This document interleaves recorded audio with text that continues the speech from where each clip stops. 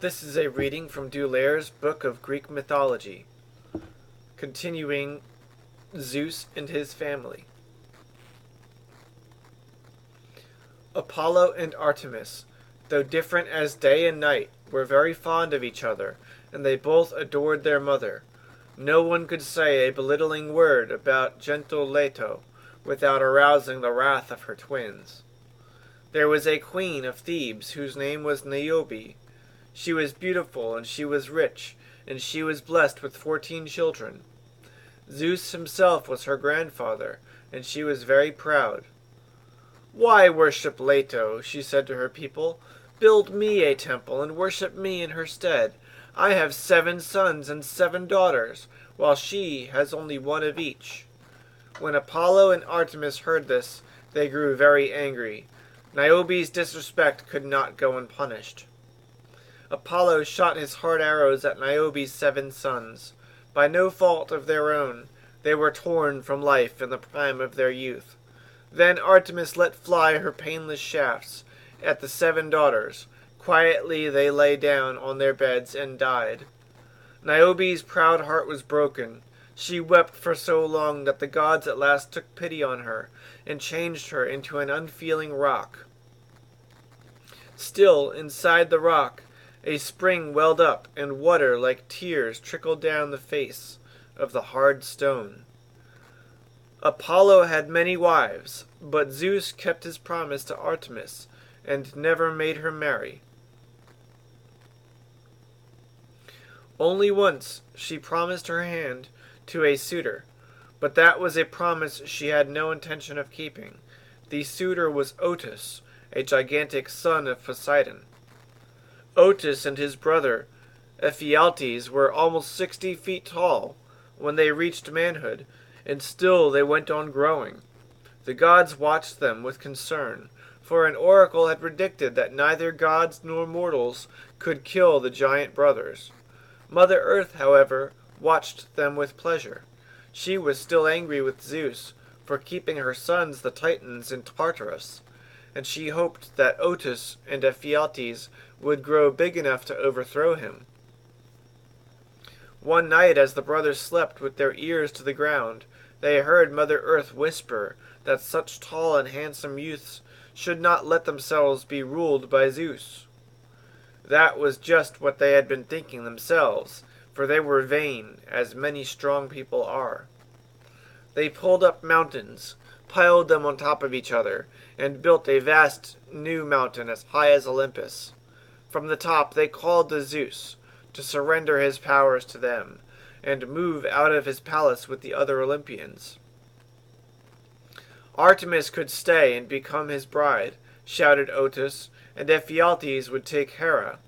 The 2 goddesses tossed their heads with scorn, and Zeus in a fury hurled thunderbolts at the ruffians. Zeus's thunderbolts glanced off harmlessly, and when Ares rushed out to fight them, they grabbed him and crammed him into a bronze jar and clamped the lid shut. For once, Zeus was really worried, but Apollo, the god of reason, said that if no one could kill them, they must be tricked into killing each other. He persuaded Artemis to pretend that she was in love with Otus. Otus smirked when Apollo called to him that Artemis thought so much of him. She had accepted his proposal and would wait for him on the island of Naxos. That made Ephialtes jealous. Why hadn't Hera fallen in love with him? Wasn't he as handsome as his brother? But he swallowed his pride and went to Naxos with his brother to meet the bride. When Artemis saw the 2 brothers arriving, she quickly changed herself into a white deer and ran across their path. She darted to and fro between them, and the brothers, who were eager huntsmen, threw their javelins at the deer. Cleverly she dodged, and the brothers fell to the ground, pierced by each other's javelins. Neither gods nor mortals could kill the giant brothers, but now they had put an end to each other and were thrown into Tartarus, tied back to back with writhing snakes. All the gods thanked Artemis for saving them, and pulled Ares out of the jar where he had been crouching all the while, howling and screaming. Orion was another giant son of Poseidon, but, unlike Otis and Ephialtes, he was modest. He was a great hunter. No beast could escape from his club and jeweled sword, but he never forgot to praise Artemis as the greatest of all hunters. One day Orion, who could walk on water as if it were land, came to the island of Chios. The island was infested with lions, wolves, and boars, who roared and howled so loudly at night that the king of Chios could not sleep.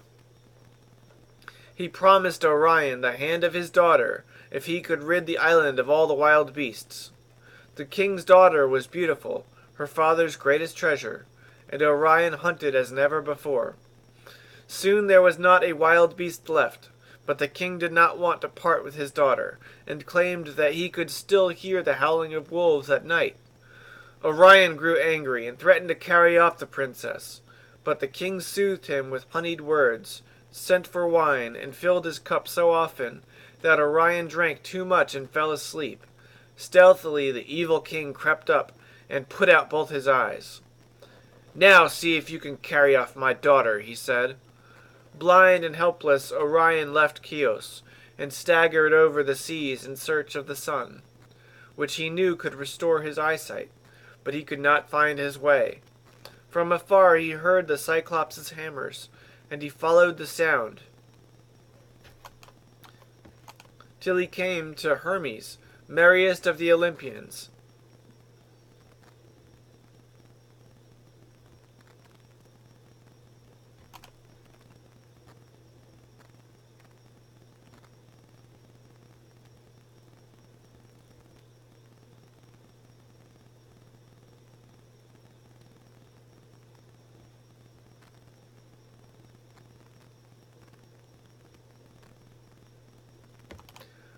Till he came to Hephaestus' forge, on the island of Lemnos. The kind god took pity on him, and lent him a Cyclops boy, to show him the way to the east. With the Cyclops on his shoulders, to see for him, Orion walked on till he met the rising sun. The sun let its healing rays play over Orion's blind eyes, and his sight was restored. Then he rushed back to seek revenge on the false king, but when he arrived the palace was empty, for the king had seen his huge and menacing shape against the sky and fled with his daughter. Again Orion went hunting and soon forgot the king and the beautiful princess. He walked from island to island, and after a while he came to the island of Crete. There he met the goddess Artemis. She was glad to see him, for he could hunt as well as she, and was so very modest about it. Together they hunted wild goats, and rejoiced in each other's company. Orion was the only man Artemis had ever favored, and her brother Apollo grew jealous. One day while Artemis was away, he sent an enormous scorpion to attack Orion. Orion's club and mighty sword were no avail against the scorpion's poisonous tail. He turned to flee, but as he did, the giant insect stung his heel. Artemis was angry with her brother when she returned and found her companion dead. But she could not stay angry with her twin for long, and he helped her hang Orion's image in the skies as a constellation, so the great hunter would never be forgotten. Over the stormy winter sea, the constellation of Orion glitters, enormous and menacing, and the dark clouds flee before him like wild animals. But in summer, when the constellation of the Scorpion rises over the horizon, Orion begins to sway and stagger, and then he, in his turn, flees and disappears into the ocean.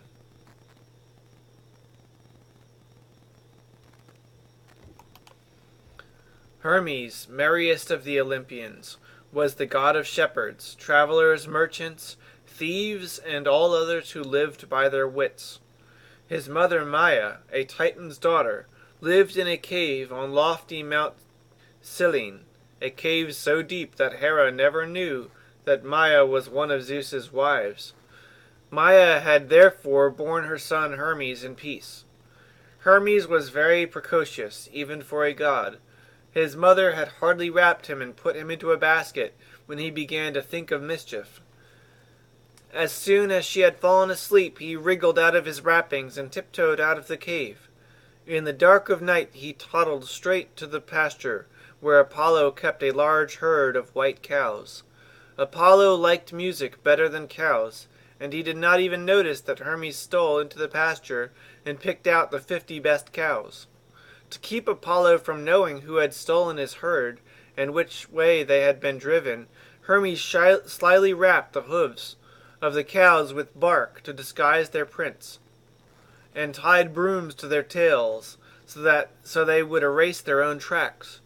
To confuse Apollo even further, he drove the cows backward out of the pasture, and tied bundles of branches to his own little feet, so it looked as if a giant had led something into the pasture, but nothing out.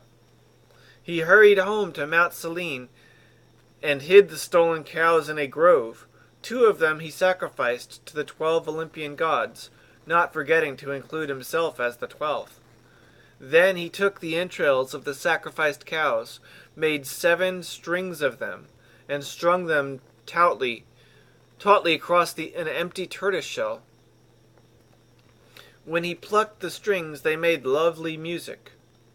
He had invented the first lyre.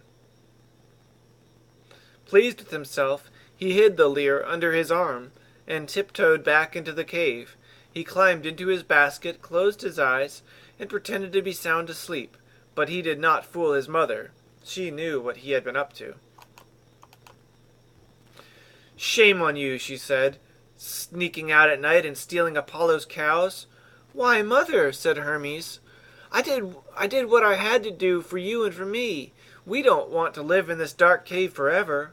Soon I will be seated on high Olympus as one of the 12 great gods, and you too will live there in glory as my mother." Then he pulled out his lyre and played his mother to sleep with a lullaby. At dawn, Apollo stormed into the cave where Hermes lay in his basket, pretending to be asleep, but Apollo wasn't fooled. An oracle had told him who had stolen his herd, and he jerked little Hermes out of his crib and commanded him to return the cows at once. "How could I have stolen your cows?" Hermes whimpered. "I am only a newborn babe. I don't even know what a cow is. Look for yourself, and you can see that there is not a single cow hidden in this cave." "You are not only a thief, but a liar as well," raged Apollo, and chased Hermes out of the cave and straight up to Olympus. All the gods burst out laughing when they saw innocent-looking little Hermes running with furious Apollo at his heels. "Tell this thief and liar to give me back my cows at once," said Apollo to their father Zeus. "Tell my big brother to stop bullying me. I am a newborn and helpless infant. I am not a liar," said Hermes.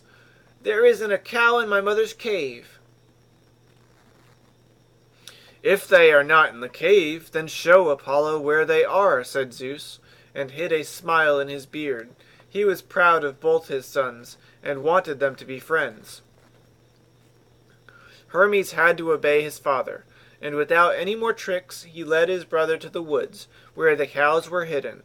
Apollo forgave him, but when he counted his cows he found that 2 were missing. His anger flared again. Hermes had expected this and quickly pulled out his lyre and began to play. Apollo listened spellbound to the beautiful sounds from the new musical instrument, and he quite forgot his anger. As the god of music, he must have the lyre, and he offered Hermes the whole herd in exchange for the instrument. Hermes drove a hard bargain, and Apollo had to give him his magic wand as well. From then on, the 2 brothers were the best of friends.